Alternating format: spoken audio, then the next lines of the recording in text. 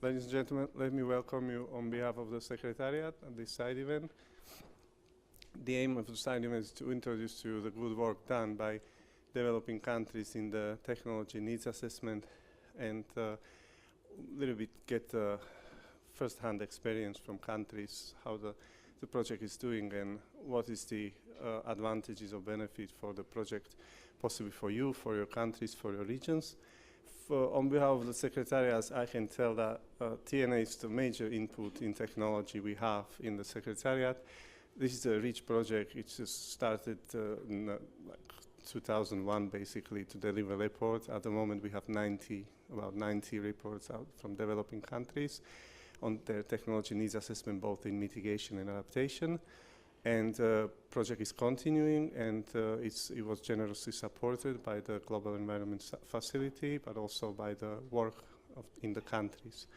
Before I start and introduce the first presenter, I just want to say that it's a strong community of technology needs assessment, let's say, champions. It's not only under the convention, which we have here, but also it's out there in the countries. These are people who really wants to elaborate further their good ideas and needs and turn them into the project. And we are happy to cooperate with UDP, who is the project holder on behalf of the GEF, and they also have a first-hand experience in countries in every region. So we bring through technology mechanisms. Some of you may be familiar with the technology mechanism under the convention.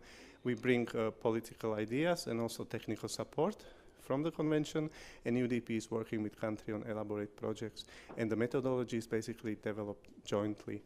And what we have in a project completed was in 2013, we have about 26 technology needs assessment. At the end of this year, another round is already partly delivered and will be still delivered to the UDP and to us for our work, and also for informing parties on the needs. And also there is a future of TNA project where small island development states and least developed countries will be included. And this project, you will hear much more about this in this side event. There is a political message, let's say, on TNA also, because if you do technologies, you know very well it's a cross-cutting issue together with capacity building for us, but also we offer very good and strong messages to process of NDCs, to nationally determined contributions, and also to national adaptation plans. And these communities who are developing both mitigation and adaptation contributions and action plans, they are more and more linked with TNA stakeholders, and they also using the good ideas out of TNA reports in their work. So this is briefly what this is going to be about. Again, I welcome you, and I'm pleased to welcome here Vice Chair of SAPSTA, Ms. Anela Anger-Kravi, who is an advisor on international climate change policy and negotiations to the Estonian Ministry of the Environment. She is the Vice Chair of SAPSTA, and she has also long-standing research experience in climate change economics and hold a PhD in applied macroeconomics from the University in Cambridge. Let me ask now Anela to say a few opening words for us. Thank you. Thank you, Vladimir. Good afternoon. Ladies and gentlemen, it's my pleasure to open this UNFCCC side event on supporting the implementation of technology needs assessments and technology action plans. As you are aware, technology is strongly captured in Article 10 of the Paris Agreement, where parties share a long-term vision on the importance of fully realizing technology development and transfer in order to improve resilience to climate change and reduce greenhouse gas emissions. The same article also established a technology framework to provide guidance to the work of the technology mechanism in promoting and facilitating enhanced action on technology development and transfer in order to support the implementation of the Paris Agreement in pursuit of its long-term vision. The technology framework is currently discussed under the SAPSTA, and the parties have already agreed on its characteristics, purpose, principles, and the key themes.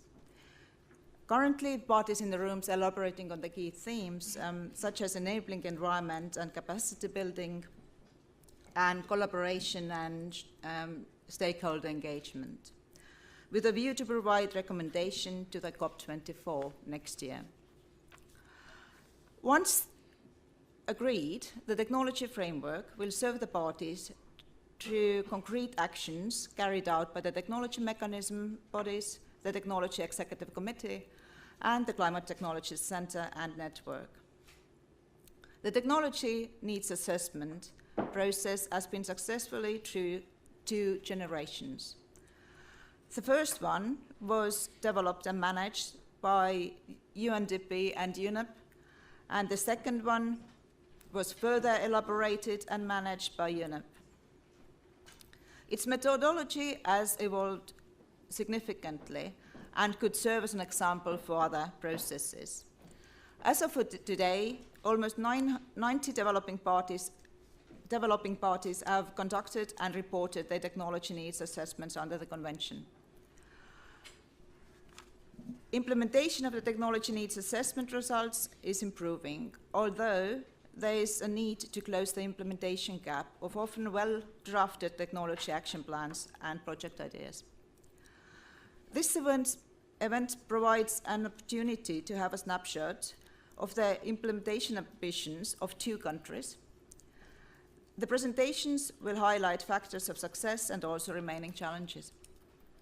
The existing financial and technical support mechanisms could foster implementation efforts of countries, and establishment of new mechanisms such as a project preparation facility could facilitate effective implementation of the technology action plans. Let me wish you an informative and inspiring side event. Thank you.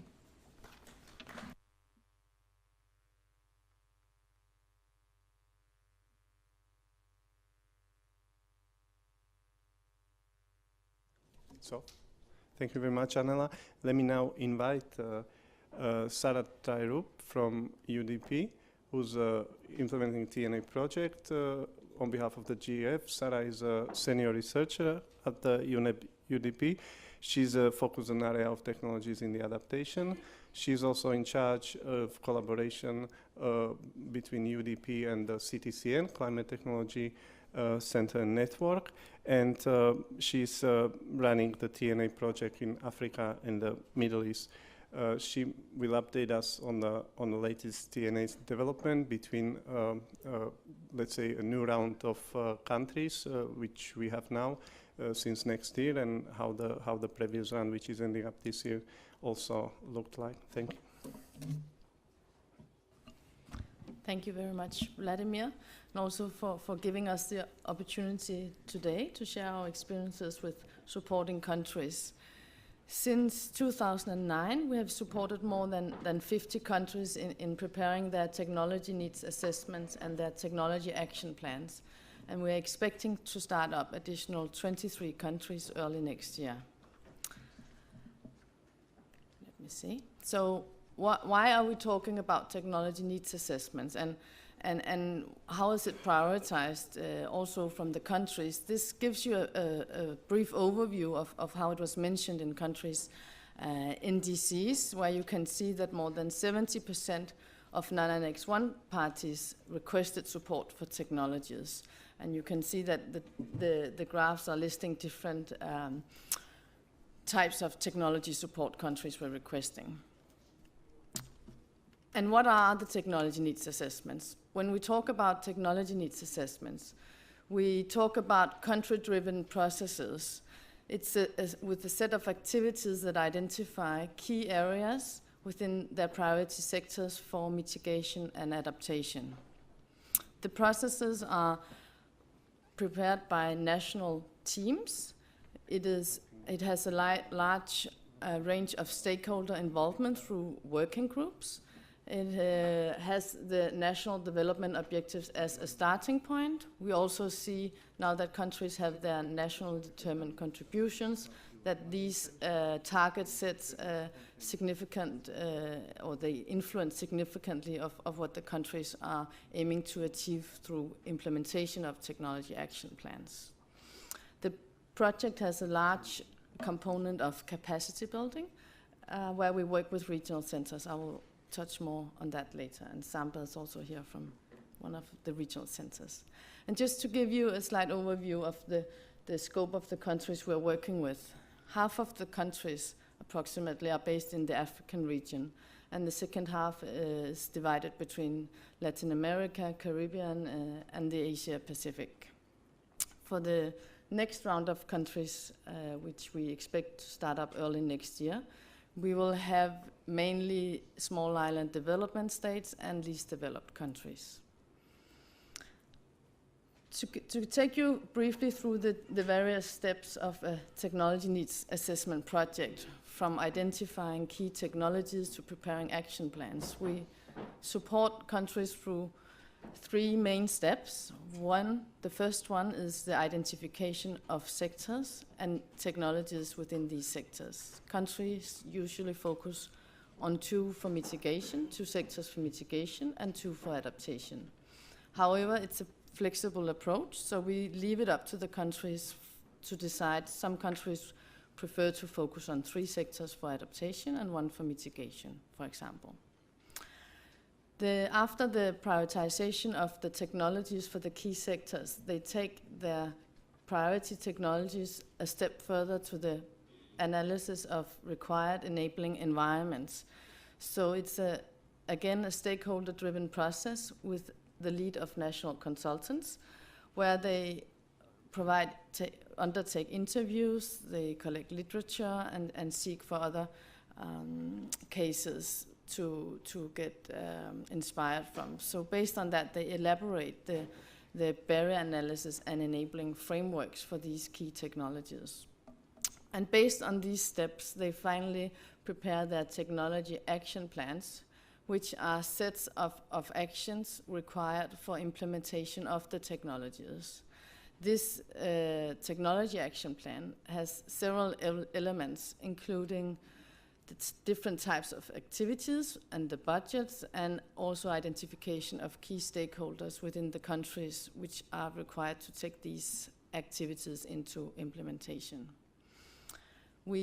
Throughout this process, we provide technical support. We have both regional and global training workshops, and we also have a number of guidebooks and a help desk through our regional centers. And just to give you an idea of which sectors countries are prioritizing, we see that the majority of countries are focusing on energy and agriculture, forestry and land use, and also on transport for mitigation. For adaptation, most countries focus on water and agriculture, and also a number of countries on the coastal zones, and then there's a wider distribution and focus on additional sectors. The project is structured through 3 key legs. One with the technical support, where I believe Sampa will also elaborate in larger terms on what type of support. Then we have the implementation arrangements in the countries. Again, as I said, it's a country-driven process, so the work is carried out by local consultants with their working groups, led by a national TNA coordinator. And we have a communication and outreach component of the project as well. We work with regional centers to support the countries in the various regions. In Asia, we have worked with the Asian Institute of Technology. We've also had a consultant for our countries in the CIS countries, Ala Druta from Moldova. We have Enda Energy in Senegal, and we work with the Energy Research Center at University of Cape Town in South Africa. And we also have Libellula and Fondazione Bariloche in Latin America. And to show you the variety of guidebooks that we provide to the countries, we have a number of guidebooks for mitigation and for adaptation sectors with specific sector guidance. We have a number of guidebooks with methodological guidance on stakeholder involvement, multi-criteria assessments, economic assessments, and finally we also have our new kid in the class, the Technology Action Plan Guidance, which have been elaborated by the Technology Executive Committee, and we have just released a new update which includes a chapter on how to track the progress or monitor how our technology action plans being taken forward after this project is finalized with preparing the action plans. And just to give you also some sense of how countries have referred to it in their national determined contributions, we also have a paper which is available on the TT Clear website on the linkages and gives you the statistics of the countries using the TNAs. But to highlight here, we see that more than 70% of the countries having a TNA have actively used it when they prepared their NDCs. We saw that Mali mentions the technology action plans are a key element for them to reach their targets set in the NDC. We see that Thailand highlights the need for support in implementing and achieving technology transfer. And we also see Dominican Republic, for example, also referring to that TNA. And besides from referring to the TNA and technology needs in the NDCs, we have also seen that countries have used the institutional structure that have been implemented or set up during the TNA process. We saw that Lebanon has used it not only for preparing its NDCs, but also for preparing their national communication afterwards, the third national communication. We saw that Swaziland used the same team of consultants. They were preparing their TNA in tandem with their NDC, so they used the same team of consultants, and they used the methodologies provided through the TNA process, for example, for prioritizing their elements in their NDCs. And we also see Gambia, who is currently still working on their technology action plan, that they integrate the targets of their NDCs now in their TNA. So in that sense, they have the opportunity of using the targets as actively in their technology action plans. Through the TNA process, we collaborate with a number of key institutions, organizations. We encourage the countries to select their national designated entities as being their TNA coordinator as well. If this is not the case, at least there should be a strong collaboration and linkages between the two coordinating entities. We have the opportunity also of working together with the Climate Technology Center and Network, where the CTCN is providing further or additional support, for example, through the incubator program. And Samba, I believe, would also elaborate more on the mandate of CTCN to take the technology plans a step further towards implementation. We also work closely with the UNFCCC Secretariat and the Technology Executive Committee on how to further enhance, for example, on the linkages to the NDCs, and also for example, for the guidance on preparation of technology action plans. So I think I will stop here and leave the next presentation to my colleague from ENDA. Yes, thank you.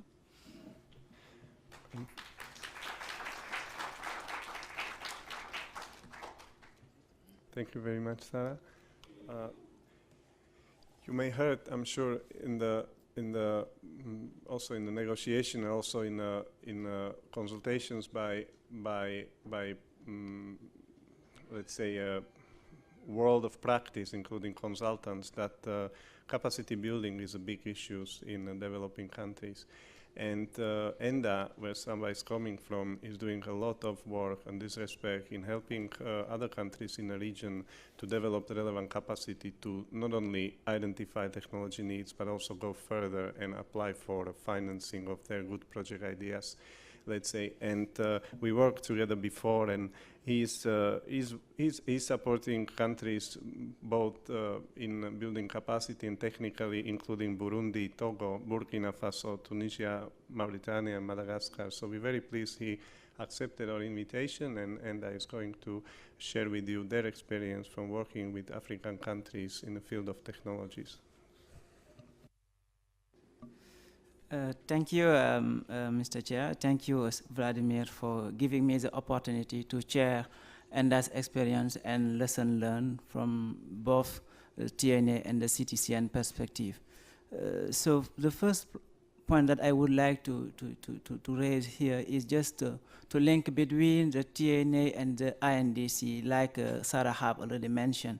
Most of the sectors that have been prioritized in the TNA in the first run of the country have already been prioritized in the NDC. It means that we have really worked to the country to make this link happen. And I think that from the UNFCCC and all the body in the technology framework are encouraging this kind of links between the TNA process result and also the INDC implementation. So like you can see in this figure, the adaptation component of the NDC and the TNA, we are more or less the same sectors for most of the countries in the first phase.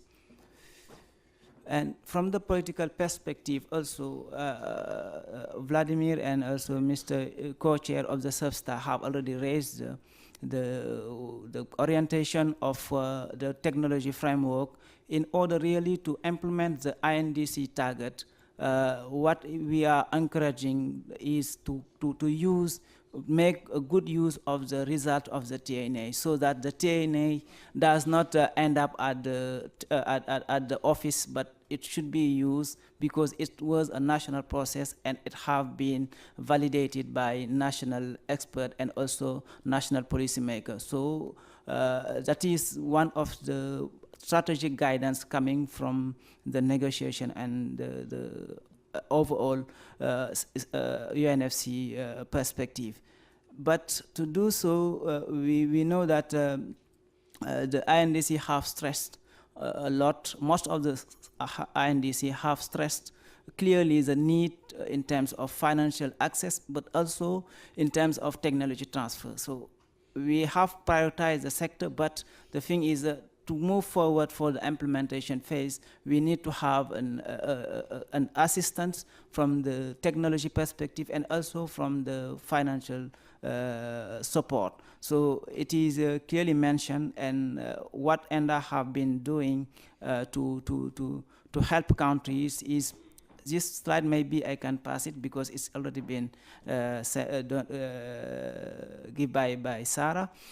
But what I can just tell here is ENDA is providing technical support for right now at the moment for a group of 6 countries for the TNA2, and for the upcoming TNA phase also, ENDA will provide again the technical assistance. But what we are seeking during the process is to help really in terms of sustainability, to help local consultants to get ownership of the process and also to be more skilled at the end of the day in terms of all the tools and methodological process. So what ENDA have been doing is always to get together this expert and start really the political also appropriation, because we don't want to end up with a document, but we want really to start the implementation of the document. So that's why during the technical expertise, we try to get together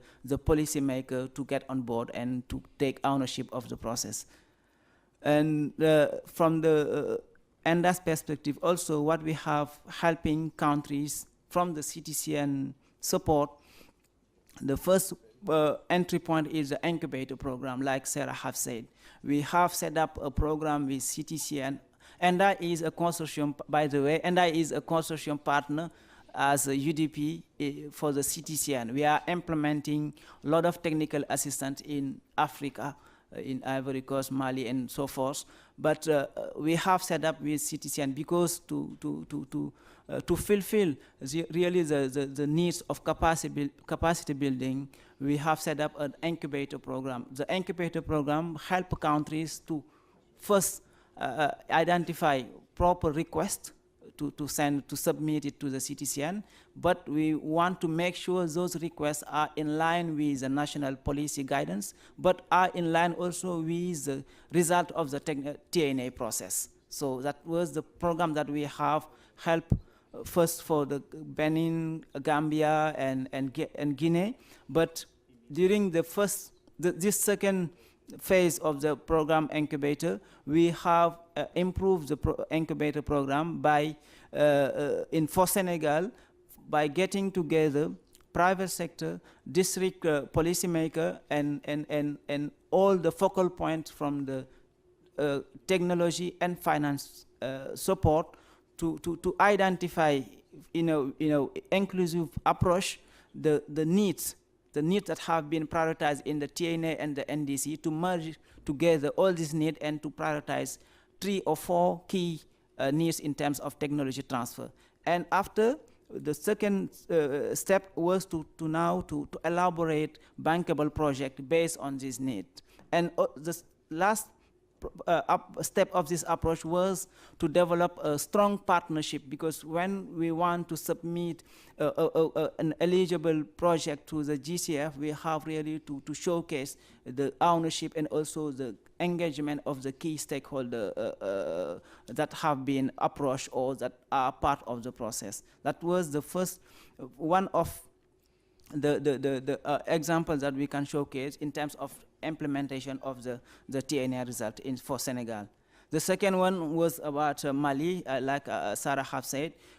Through the CTCN assistance, we have helped Mali to deploy the climate services, but through also always in this process that are inclusive, but also the process that lead to better skills, extension services, but some agents that are working on this particular area. But we have, at the end of this assistance, helped Mali to develop a reference guide where 26 technologies have been well documented, and this Mali Meteo have now piloting also this reference guide in 4 communities with their own budget. So that is very important to mention, because if you want really to implement the TNA results, sometimes we should not always try to wait external funding coming to the country. So the country should always try to do the first step, and after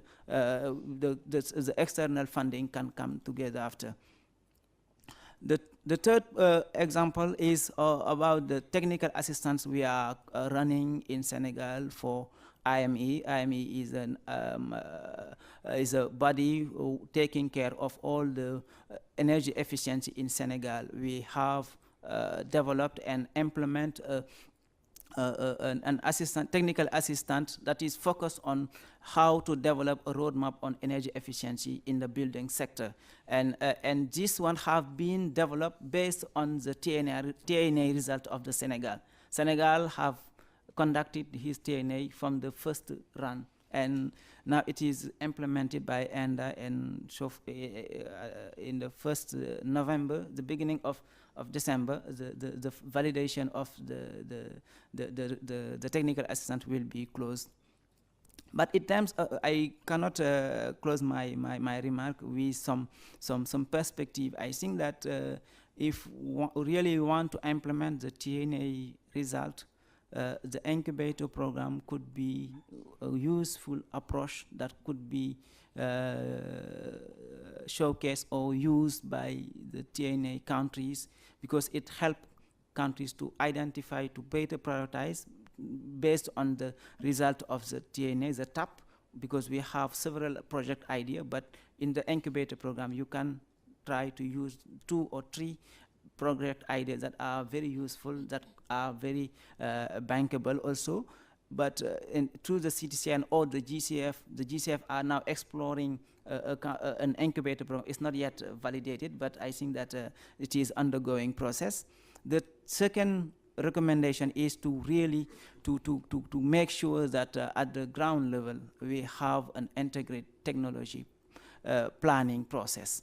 Because if the TNA coordinator are working alone or alone, he cannot really make a good influence on the technology action planning process at the national level. So the NDE, NDA, and the other focal points should work together in order to prioritize, because we have already project ideas that have been prioritized, but the country, in a coordinated way, can always try to prioritize what are the needs and the projects that have to be elaborate further. And lastly is because if you want to always to report back on what the country have done in terms of adaptation and mitigation effort, the national settings have to set up an MRV system that will help them to report back on at the international level. So thank you so much for your attention.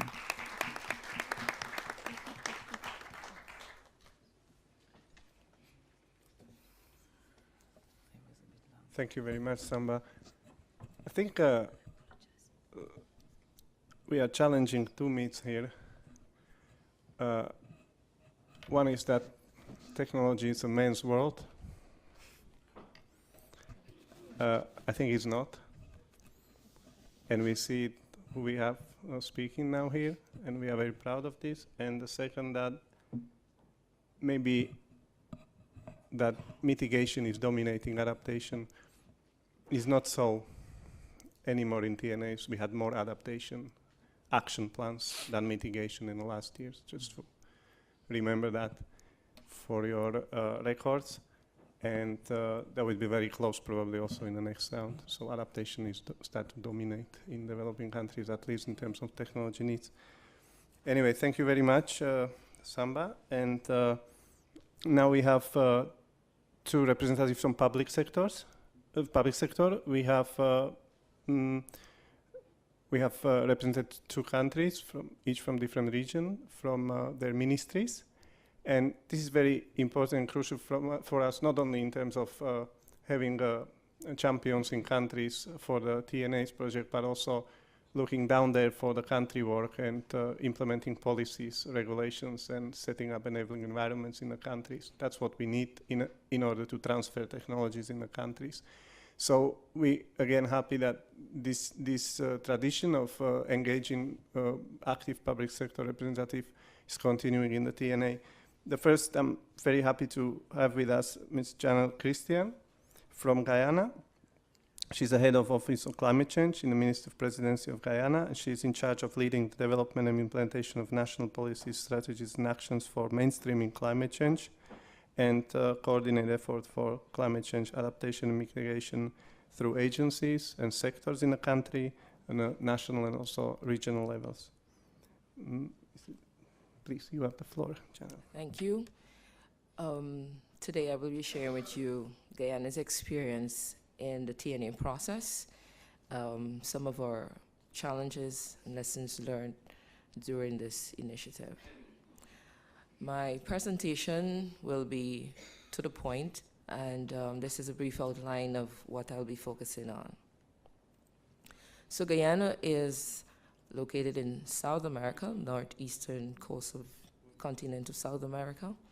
And we're a small developing country. Our coast is particularly vulnerable. It's 1 to 1.5 meters below sea level, and it's susceptible to floods, both by rainfall and from the ocean because of our low-lying nature.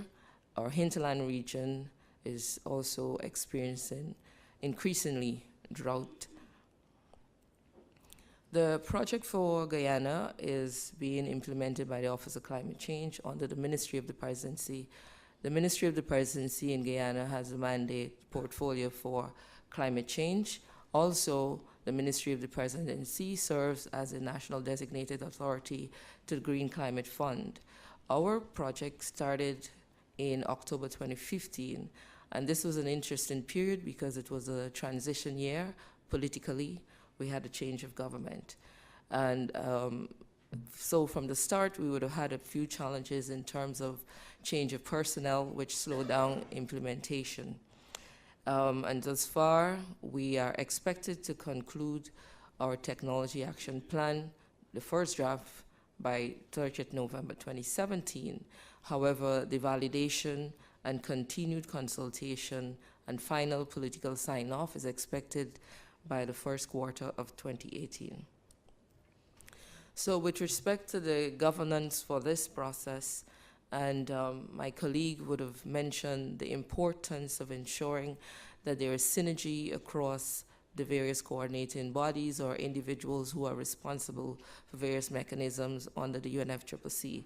So the National Committee is chaired by our NDE to the CTCN, and of course, the project itself is positioned under the Ministry of the Presidency, which is the NDA for the GCF. The Office of Climate Change, which is responsible for executing the program, is the focal point secretariat for the GCF.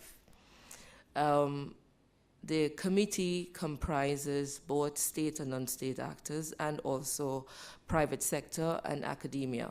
So we have all the key sectors, heads and senior technical officers from the agencies in Guyana, including the Environmental Protection Agency, the Guyana Forestry Commission, Guyana Energy Agency, among others. We have the Private Sector Commission representative in the person of the Georgetown Chamber, and we also have academia, the University of Guyana Faculty of Technology and the Faculty of Earth and Environmental Sciences also represented on the committee.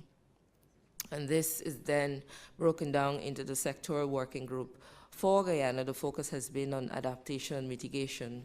For adaptation, the sectors of priority are water, agriculture, and coastal zone and low-lying communities, bearing in mind my introduction, noting that we are below sea level.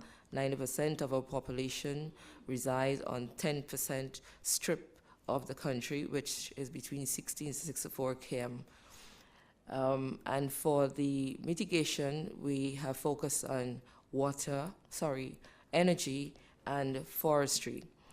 These priority sectors were informed by our NDC, our CRSAP, which is our Climate Resilience Strategy and Action Plan, and prioritization was also informed by our second national communication. These are just some of the members of the TNA committee, and the second group is one of the sectoral working groups specifically dealing with adaptation, and we are proud to say that women are represented strongly in these engagements. So the national policy context, as I said, for our technology needs assessment is informed largely by existing national policies and strategies with respect to climate change adaptation. And one lesson learned that I would like to share is that the timing for the process is critical because you may find yourself, as we would have found ourselves, between the change of political direction in terms of priorities and also in terms of the end period for some of the strategies that we were implementing previously, notably Guyana's low carbon development strategy, which would have come to an end in June 2015. Notwithstanding, those priorities are still important for the government of Guyana.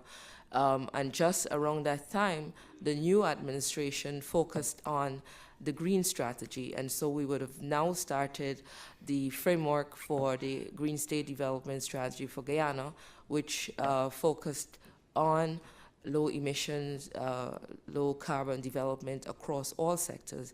And this is being driven and designed, taking into consideration the Sustainable Development Goals.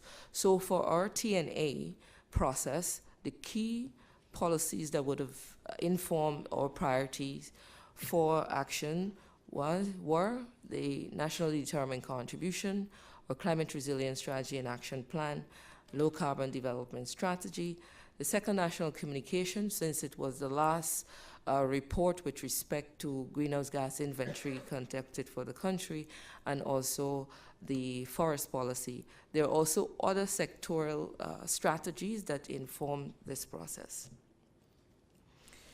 Now, this process was very important for Guyana. We approached it with much ambition. I think there was a lot of expectation from the sectors that were involved, but thankfully, because of the process, we were also faced with a lot of realities in the fact that deploying technology will not address your challenges necessarily. And So we started off with the long list for adaptation, which amounted about 56 technologies. And then through consultation, multiple consultation with the sectoral working groups and also the broader national committee, this was shortlisted to 12 for the adaptation. But further, when the multi-criteria assessment was applied to those that were shortlisted, we eventually ended up with 8 for the adaptation sector. And for mitigation, the long list had 28 technologies and shortlisted to 14, and subsequently after the MCA process, we ended up with 6. And so the prioritized technologies for the adaptation, water, agriculture, coastal zone and low-lying communities, we've noted that the sector specialists felt that really what was needed was the capacity in terms of not necessarily hardware, but software, orgware, with respect to data analysis, data capture, which would help to inform planning, design, and decision-making. And so with respect to groundwater, for Guyana, where our sources of water on the coast is both groundwater and also surface water, and for hinterland, mainly groundwater and also surface water. And so the main utilities, the main agencies responsible for water resources management felt that it needed support for groundwater mapping and modeling, surface water mapping and modeling, and GIS support for water catchment protection. For the agricultural sector, we, on the coast of Guyana, given our colonial past, would have been influenced in terms of water management from the Dutch. So we do a lot of empoldering. We have a series of drainage canals and irrigation canals. And we also have the sluices or cokers, as it's known in the Dutch language, which we inherited the term, and also with respect to open empoldering. So we have several conservancies along the coast. But conversely, in the hinterland, we have experienced drought situations. And so in this instance, it is not necessarily the introduction of a new technology, but that which we would have had a lot of experiences with managing water on the coast, for this to be introduced to deal with water scarcity in the hinterland. And so, of course, the support for the agriculture sector, and even as the government looks to transition to the hinterland as a means of adaptation in the sector, we would want support with empoldering of water collection areas, and with respect to the losses that the farmers would have experienced on the coast, we felt that agrometeorology for forecasting and early warning is critical for the agriculture sector on the coast. With respect to coastal zone and low-lying communities, as I said, 90% of the population lives on the coastal strip, which is 1 to 1.5 meter below sea level. Most of our economic activities are found there, and also the seat of government. And so we have, over the years, been protected from the ocean, both by natural systems and hard engineering structures, mainly seawall, but of course this is quite expensive. We have a mangrove restoration, and we also have earthen dams. The Ministry of Public Infrastructure, which has a responsibility for river and sea defense, felt that it would be important for them to have the support with respect to mapping and modeling of coastal processes, which would help them to inform or have better designs when it comes to sea defenses. And also, given past experiences with respect to flood, the most devastating being in 2005, we believe that early warning systems for communities are important. And here again, with respect to the importance of our agriculture sector, what would have been identified is energy efficiency with respect to the mobile pumps that help to manage the water levels. Prioritize technology for mitigation. Here again, energy and forestry. These are the priority areas in our NDC. And Guyana has ambitiously noted that it would like to transition to 100% renewable by 2025. Our Green State Development Strategy also has as one of its main pillars transition to renewable and sustainable sources of energy. And so we felt that support in the area of solar farms and large hydropower plants would be important. Of course, the challenges here cuts across all areas: finance, human resource capacity, policy, institutional framework. And with respect to forests, building upon the work done through the low carbon development strategy, forest governance, Guyana also, while known for a country that has a large percentage forest cover, we are also involved in mineral extraction, gold, bauxite, and diamond. And mining is a main driver for deforestation. And what the stakeholders from the sector would have said is important with respect to recovery and exploration. And so those are the main things identified, and also to ensure that we reforest mined out areas. And so the critical barriers that would have been identified with respect to implementation of our technology action plan, which is now in its draft stage, would be to have coherent policies, and where there are gaps, to ensure that those gaps are addressed, to ensure that we have not just the ability to leverage international financing, but that these must be given priority within our national budget, to ensure that there's greater synergy and cooperation across the institutions. There are some gaps where there are no clear mandate with respect to who has responsibility for management of the sector, particularly those that are cross-cutting.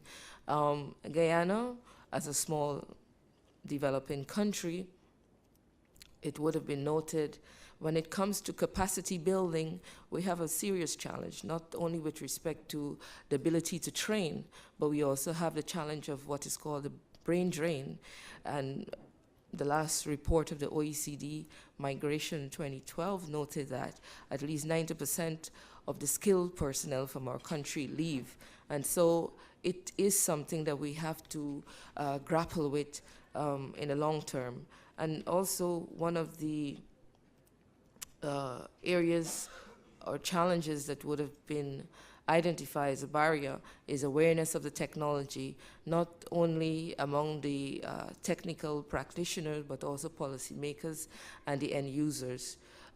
We believe lesson learned, particularly for this process, it is important that the mechanism for engagement and leading the technology needs assessment process should be an established governance or consultative body that have integral part to play in decision making as it relates to climate change in the country, because there you ensure that there is synergy, continuity, and coherence in what is being put forward. One of the challenges that we would experience during this period also is the to ensure that you engage and it's meaningful and not superficial, is that it requires constant engagement both with the sectoral working group and the TNA committee. However, these are senior technical officers, and sometimes it becomes a little burdensome along with all of the other tasks that they have to manage. And so I believe a lesson learned would be to have alternates who are both integrally involved in the process, so there are not delays with respect to reporting and feedback. Another lesson learned too is the process and the support came from UNFCCC, focused on building the capacity of the consultants. But we felt that it was important that the body that was involved in the decision making and the review also needed to have an appreciation of the technical methodology and definition of the concepts, because we found that in the initial phases there were divergent views with respect to some of the concepts. And so we believe that this is quite important. And the next steps for Guyana will be to review and finalize our technology action plan and the approval process, which would involve the minister responsible for climate change and possibly submission to a cabinet of ministers. And then we will facilitate the closing workshop and for the presentation and launch of the tab. Thank you.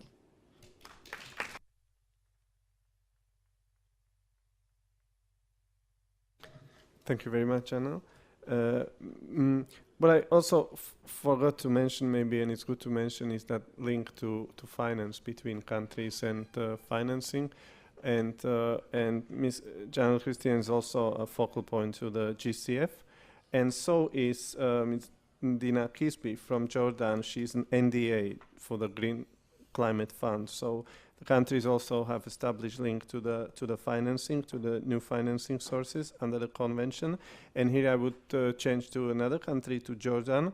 And Ms. Dina Kisby is the Director of Climate Change at the Ministry of Environment. She's focal point for the UNFCCC Secretariat. She also manages projects and agendas under the umbrella of the ministry, ranging from adaptation, mitigation, and financing. And she's working mainstream climate change into the institutional framework and agendas of ministries and organizations within Jordan. So Dina, you have the word. Thank you, Vladimir. Thank you, everyone, for joining us today. Part of what's gonna be said is already been said. Even though Sarah, she detailed the steps of the TNA that happens generally, nevertheless, I will try to highlight the fun and the part of importance, how the TNA and the development of these steps was done in Jordan. So just also history that it was, it's advanced by the UNEP, and it was in coordination between UNEP and DTU, financed by Jeff. The actual work was done by a consultancy company, a local consultancy company. So one of the main activities that we started with is having a steering committee under the National Climate Change Committee, which is somewhat resembles the committee in Guyana. Sorry, I don't want to pronounce it wrong. Guyana. That this committee is comprised by institutions of governmental bodies, research centers, NGOs, and private sector. So the beauty of that is that you get the approach, comprehensive, and the perspective of each item and each entity, not just solely the governmental perspective, which is a main goal for the development of this TNA and the TAP. So we had an inception workshop. Part of this inception workshop, in order for you to identify your sectors, you need to know your audience and you need to get the proper feedback. And this is where an extensive study was done in order for us to identify who's and whom to attend, and who's and whom perspective and feedback needs to feed into this report. Because at the end of the day, if you don't get the right perspective, right input, right data, we don't get anywhere. And this is, I think, a problem that we have, the segmentation of data. We do lack one solely entity and comprehensive data that can be detailed and obtained easily. So part of this workshop is for us to obtain and detail these priority sectors. And that was done with the implementation phase. The first phase is the development of the actual technology needs assessment. That was also done by the multi-criteria analysis. And so we tried to have these national priorities. And generally speaking, again, we were discussing earlier, the beauty of the TNA is that you have an umbrella where you can actually put what needs to be done, right? Like we know what our priorities are, we know where the gaps are, but we don't have something that just holds this all together, and this is where the TNA comes in. So you have this reporting, you have this action plan that shows you, tells you, and directs you where to go next and what is needed at the moment. So this was the actual matrix that was detailed, and we'll go into details now.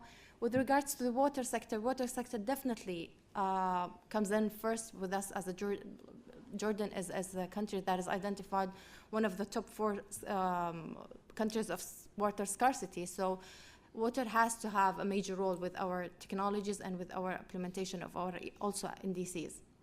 So these are some of the sectors and the technology needs within these: roof water harvesting, desalination, water users association. With regarding to water users association, it's basically tells you that you can allocate some of your responsibilities to those that are already in the field. So with regarding to water users associations, they're particularly within an area in Jordan, it's the Jordan Valley. So they work closely with the farmers, with the water distribution companies, and with the actual authority of Jordan, the GVA, Jordan Water Valley. So basically what we're stating here is that you can delegate. It doesn't have to be just you and sole entity that has to do the whole work. So this is one of the ideas that we need to emphasize, especially in the water sector, because it's a comprehensive approach. You can't go anywhere if you're just working solely. Agricultural sectors, we have to have water-saving technologies, water harvesting, again, in the perspective of an agriculture needs, and the plant varieties that are resistant to climate change. Energy sector, from the mitigation perspective, we're trying to push for the solar. We have solar water pumping systems, and we have solar thermal systems. With regard to solar water pumping system, currently we are under the development of a project for water pumping. And it's for the time being, it's a pilot project for 300 pumps. Nevertheless, when it comes to technologies and the advancement of technologies, I just need to say this. We were so enthusiastic about water pumping, solar water pumping. This is from an energy perspective, environmental perspective, perfect, right? But look at it from the water perspective. They had some concerns that if you do solar pumping, that will just give like green light for people to over pump because they don't pay much for the actual pumping, right? So you need to consider different perspectives. You don't need to tackle it from one point only, and this is why consultations is very important. So when you're pushing towards something, a project, an idea, a technology, just take into consideration that sometimes whatever you're doing might affect badly on the other side. So for the time being, what we're doing with our project is not pumping, it's actual distribution, which makes sense for you to just control the water quantities that are being used and not to overuse that. Over pump. With the transport sector, there's the BRT, the pedestrian infrastructure, and the ticketing system. One of the major issues in the transportation sector is the fact that it's segmented. There are so many entities, so many governmental entities working in the private sector, the transportation sector. And at some point, you need to get them to highlight where you need, what is there, what needs to be done, and what actions you need to be doing. So this is where the highlight has been done in the transport sector. The second phase, it was one of the main phases that tells you why we're not doing this, right? We know we need to do 1, 2, 3, but why we're not doing this? So we're doing the barrier analysis and the enabling framework. And the beauty of this is that it just shortcuts, right? It tells you that this is where your shortage is, and this is how you're gonna handle it. Majority of the shortcuts, I think it's somewhat similar, that we're having some financial issues, regulatory framework, whether it's there, not implemented, or it's lacking. So you need to tackle both. Capacity building, definitely, because in the end of the day, if we don't include research centers in a proper way for the technology development, we're not gonna get anywhere. And that's sometimes directly linked to financing. If you do have the idea or we need the financing, if you don't have that input, you're just stuck in square one. So you need to link it, capacity building, financing, institutional framework, and actual comprehensive, and again, with Talanoa, facilitative dialogue with the decision makers in order for you to reach to the actual implementation. Then we had the action plan. And this is, again, one of the best parts of this project, that we are so good in developing strategies, reports, but we don't know how to turn them into action plans. We don't know how to develop that from A to B and all the way to the final stage of having a project on site. So here we already giving you an action plan that tells you this is what needs to be done, these are the projects and you need to adopt in order for you to cover a couple of the gaps that are in your sector. And again, it's not just one project. One project might lead to another idea, to another technology development and enhancement. So I think I went through the whole importance of the TNA, but it is one of the steps that just puts a stone for you to move forward. We don't need to just keep saying that we have gaps, we can't do it, we need technology assessment. Definitely, we need that, but you need to have steps for you to go into the actual implementation of the projects. It shows specific barriers, and once they're done, if you can see that, then you can handle it, right? But if it's just not discussed, not highlighted, not documented, there's no way for us to just tackle it. And also there's, gives a window for financing, because the projects are there and they're directly linked to your indices, to the actual needs and assessments of your country. And just recently, one of the actually identified private sectors, the priority sectors within the water, was adopted by one of the local consultancy companies and was submitted through the private sector facility call through the GCF. So fingers crossed, let's see how that goes. But again, this gives you an idea that here you go, these are projects, just go adopt them and have a financing entity towards the development of these projects. And thank you.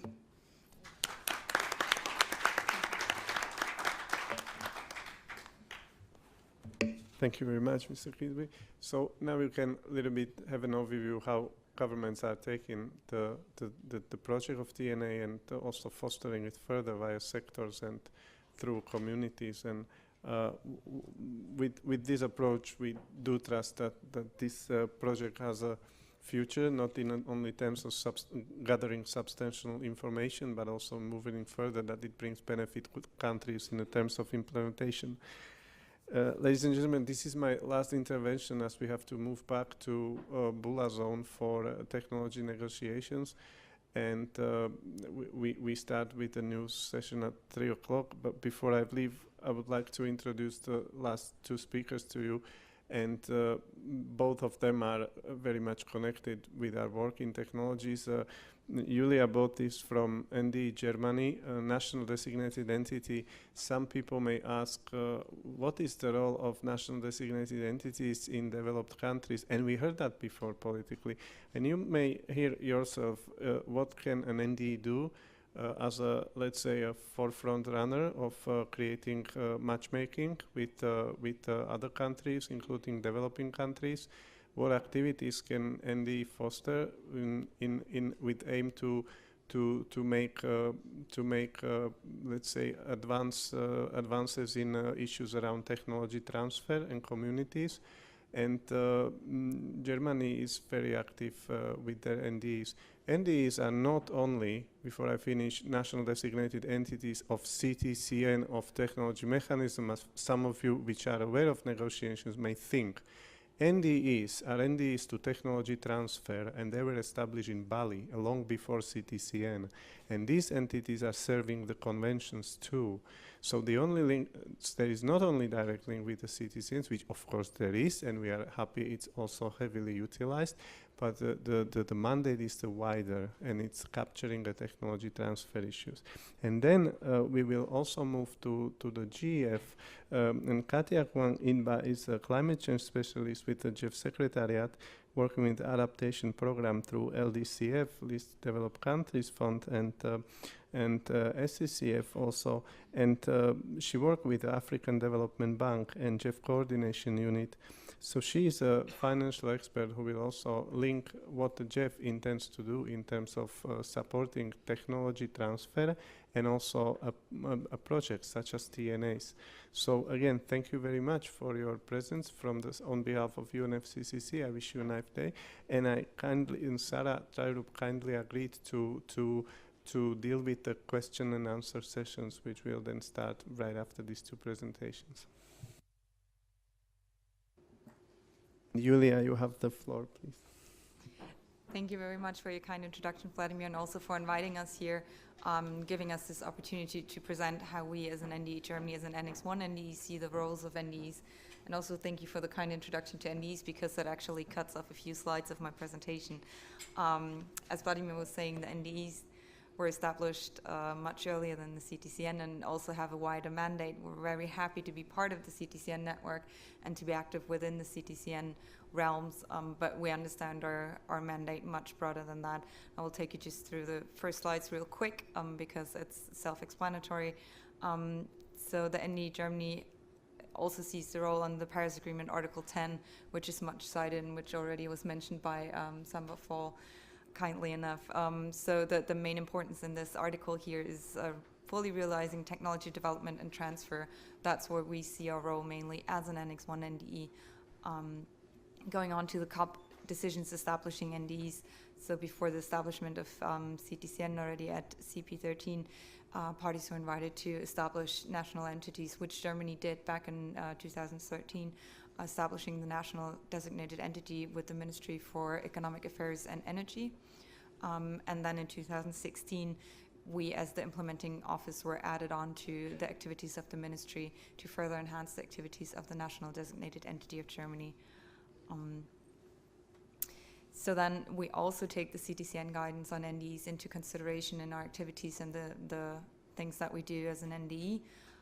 And I want to point out that the four main things that we as an NDE Germany focus on as being a national focal point, promoting synergies and partnerships, facilitating linkages between the country's development assistance, and facilitating regional and global networking. In the next few slides, I will just take you through very quickly how the NDE Germany fills out those roles because the guidance on NDEs is very limited under COP. So we try to kind of analyze those guidance steps and see what we can do with it and how we see it as an Annex 1 NDE.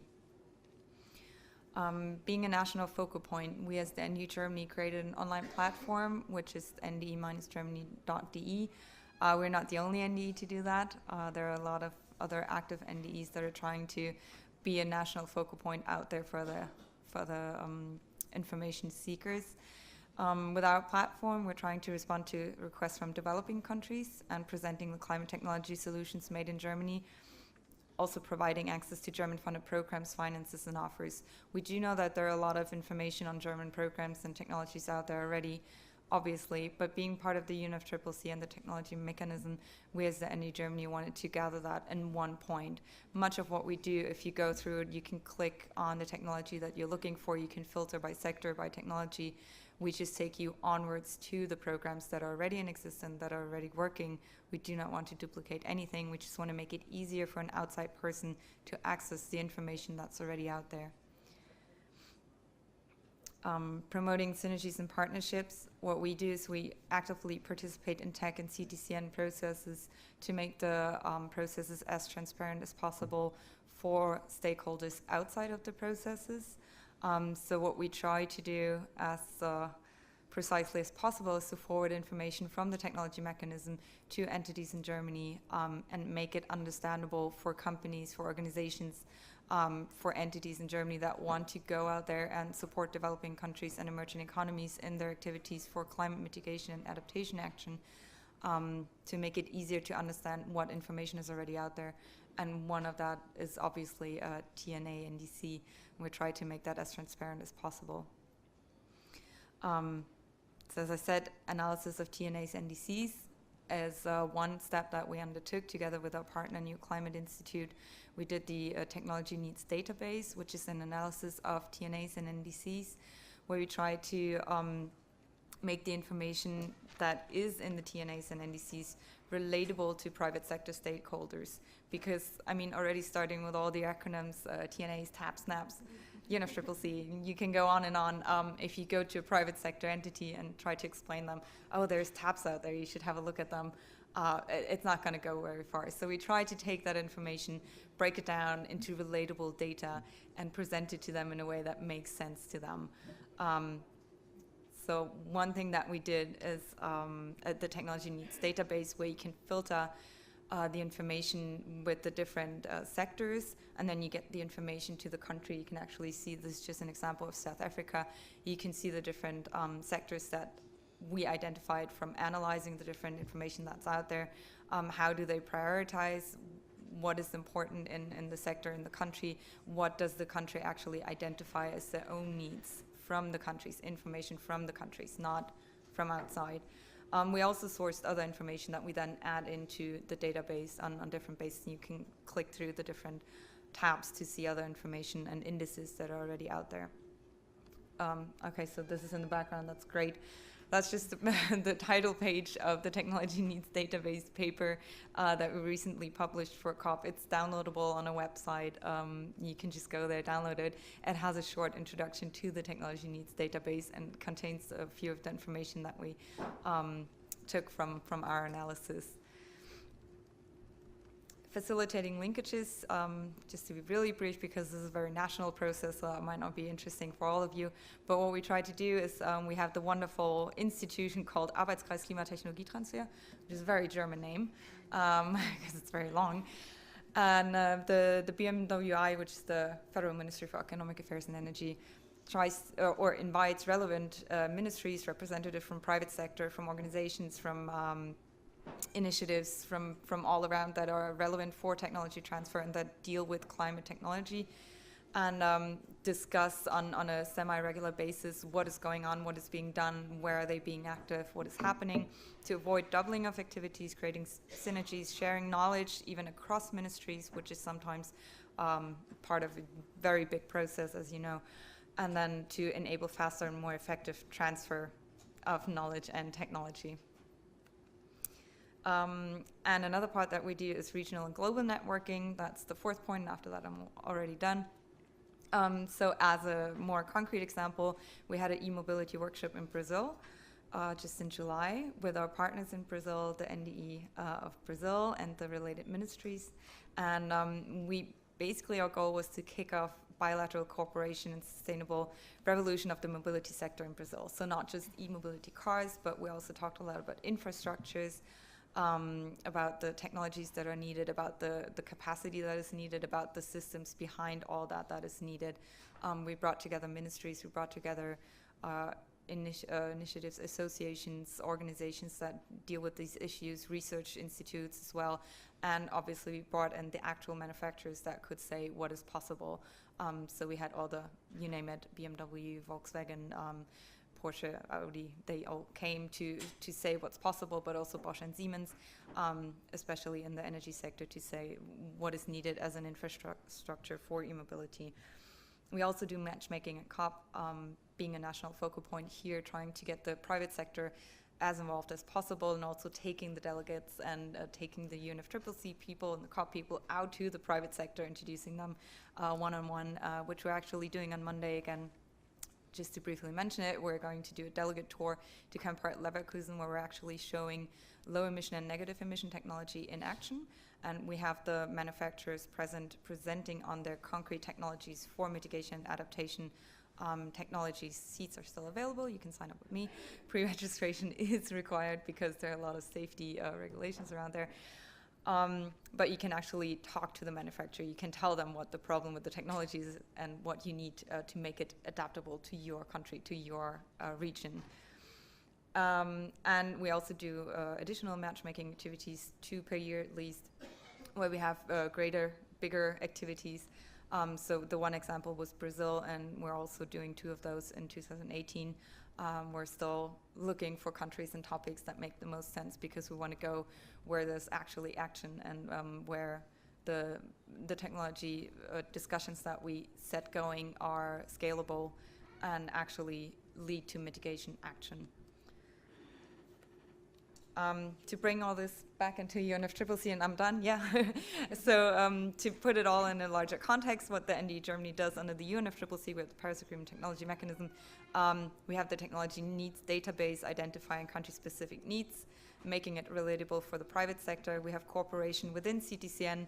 We do bilateral matchmaking activities at the level of cooperative action, and then the next step is to actually do technology transfer to the countries that need it to reduce GHG emissions. Thank you very much for your time. I'm going to pass on. Thank you very much, Julia. And now I would like to hand over to Katja. Can I ask you to limit yourself to 10 minutes, Katja? Thank you very much. Thanks, Sarah, for the introduction. My presentation is going to be very brief. I'm just going to kind of provide an overview of GEF support for TNAs as a financial mechanism of the UNFCCC. So starting with COP guidance received at COP 14, the GEF launched a strategic program on technology transfer, and at COP 16, it was in response to the guidance received at COP 14, the long-term program on technology transfer, which is the Poznan program, was introduced. And originally, this program had 5 elements, and it was approved by the GEF Council. And one of the elements was to support technology needs assessments, and that's along with the other 4 elements, which include supporting CTCN, conducting pilot technology projects to foster innovation and investments, to develop a PPP for technology transfer, and to continue providing catalytic support for technology transfer. So this is just a timeline of relevant COP guidance since COP 14 that's been given to the GEF. And this provides a timeline of GEF support for technology activities. And while the entire GEF climate change portfolio could be characterized as supporting technology transfer as defined by the IPCC, this provides a background of more specific technology-related activities that have been financed by the GEF. So I guess I won't go over each phase, but right now we're in GEF 6, which is coming to an end next year, and GEF 7 will start in the middle of 2018.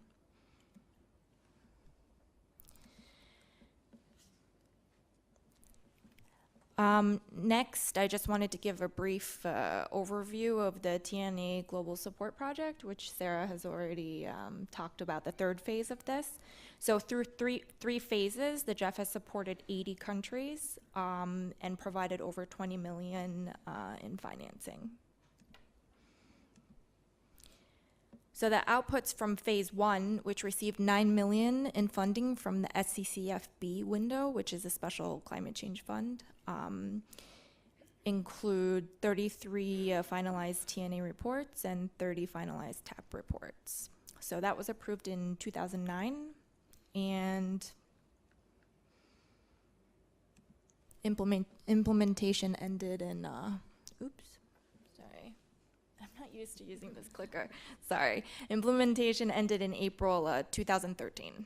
So the 2nd phase is still under implementation right now. Oh, this is just, basically an overview of the objective of phase 1.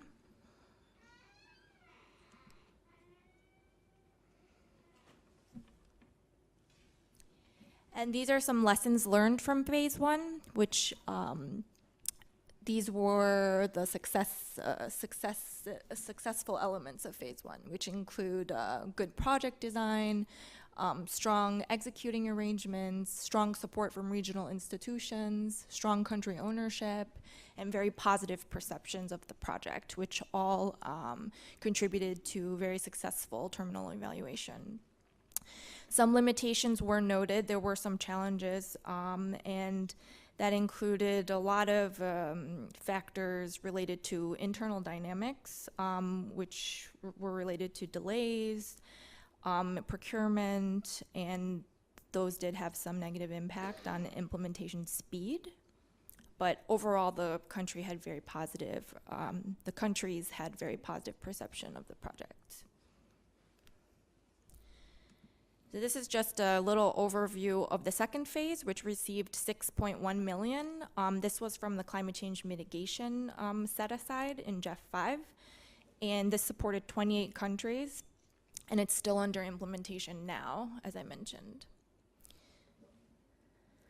And this project was structured around 2 components. The first was in-depth analysis of actual market and trade barriers, an assessment of policy, institutional, and finance options to overcome these barriers.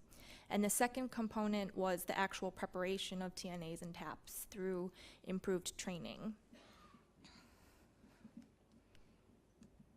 So now we're in the third phase. The third phase of the global project, as Sarah, I won't spend too much time on this because Sarah's already talked about it, but it's supporting 23 SIDS and LDCs, which are eligible to access financing from a global set-aside that are especially for SIDS and LDCs in GEF 6. And this is for a total financing of around 6 million or 5.9 million. And it was approved. The first, we have a two-phase approval process at the GEF. So the first phase was approved in June 2016. And currently, this project is under review for CEO endorsement at the GEF Secretariat. So based on the experience from the two previous phases of this project, the new project is going to be improved by focusing on these three elements, which include national training, peer-to-peer and inter-country workshops, and national roundtables for TNA and TAPs.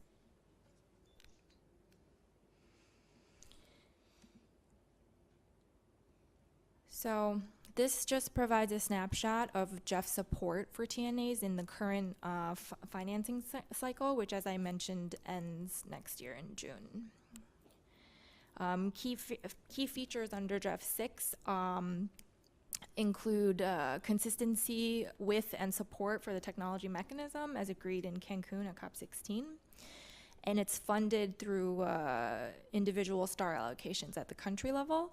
But as I mentioned earlier, SIDS and LDCs are eligible to access global and regional set-asides for TNAs.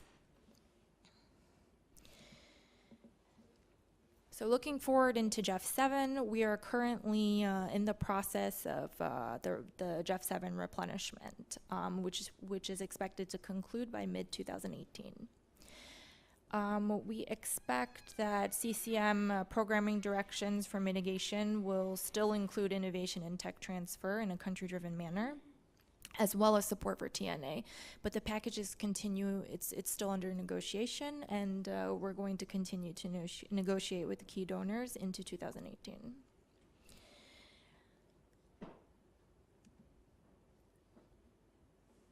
And that's it. Thank you. Thank you.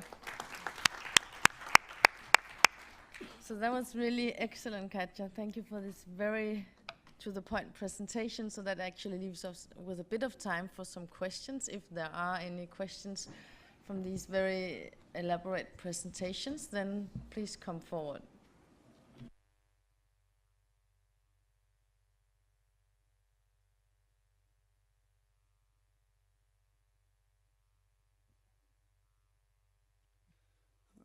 Okay, this is Ahmed from the Ministry of Environment in Jordan. I want to ask, as you know now, the technology is developed very, very quick. So, is there any kind of plans for updating the technologies? Because I want to give an example in Jordan. Like we start with the prioritization, and now with new technologies started blooming in Jordan, and we need to utilize it and add it to the technology needs assessment report. So is there any plans for the future updating for these technologies? Thank you. Let's take a second question before we...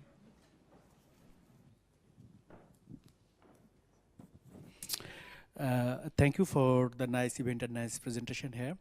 I just learned a lot of things here. I am Mohan Kumar Mandal from Bangladesh. I came from Bangladesh. I am living in a very remote villages from Dhaka. And you know that the southwest coastal region of Bangladesh and the south part of the Bangladesh is very much vulnerable due to the climate change and different disasters. And a lot of people are already migrating from this area.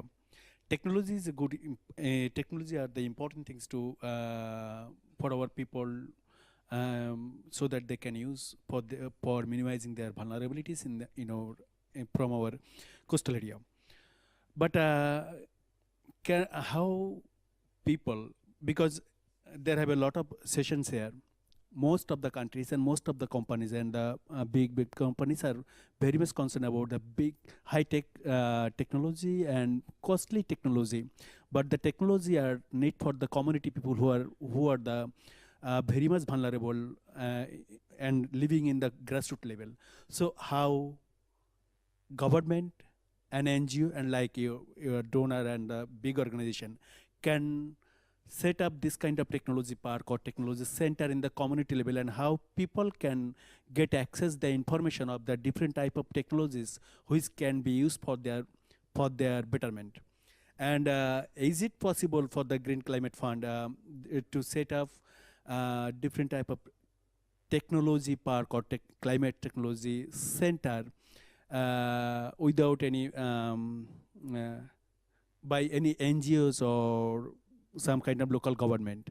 So it is very much helpful if NGOs and the local government can set up this kind of technology display center or technology park in the community level, so that people can get access different type of technologies, and I think it will reduce some vulnerability of the community people. Thank you. Thank you. Should we take one last question from the back here, and then we can come back?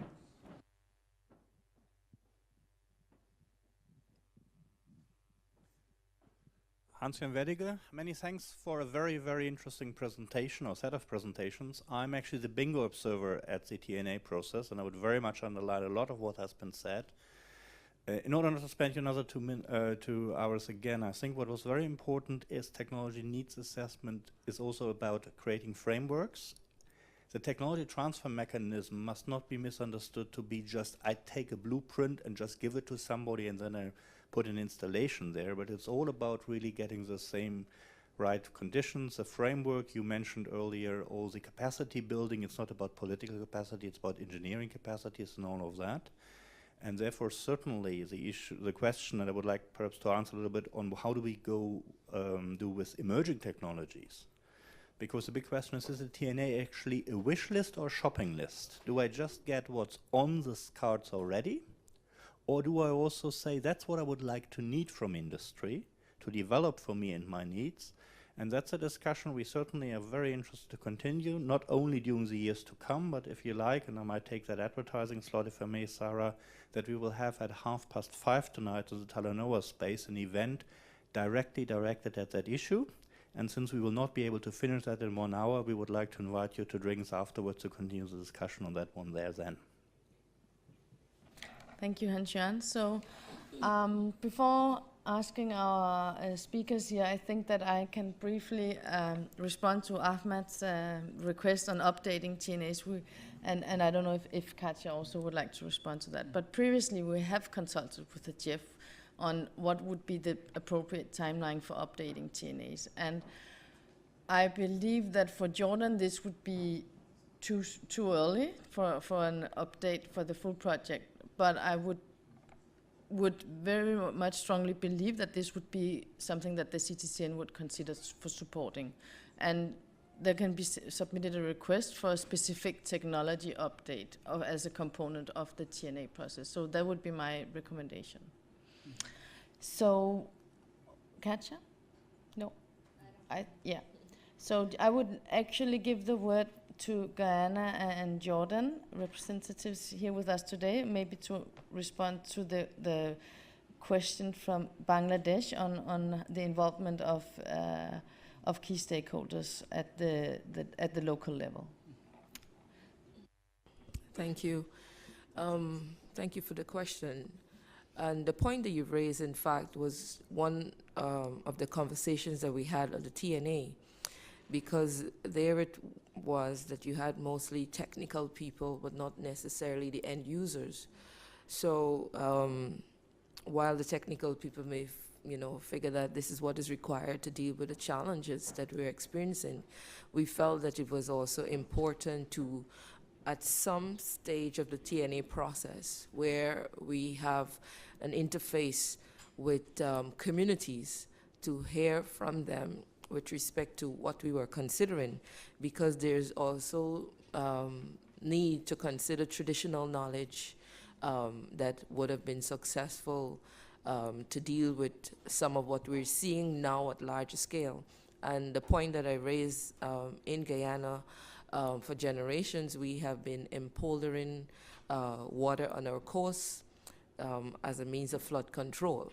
And so we would not necessarily be asking for new technology, but for support for that to now happen in a drought-prone area of our country. So we do believe that it's important in the process of identifying technology to have an interface with communities, those that are particularly at risk, and also to hear from them what are some of the solutions and traditional knowledge that they may have been applying. Because what you don't want is to bring something, as you said, might be so high-tech, but is not necessarily what the community may need.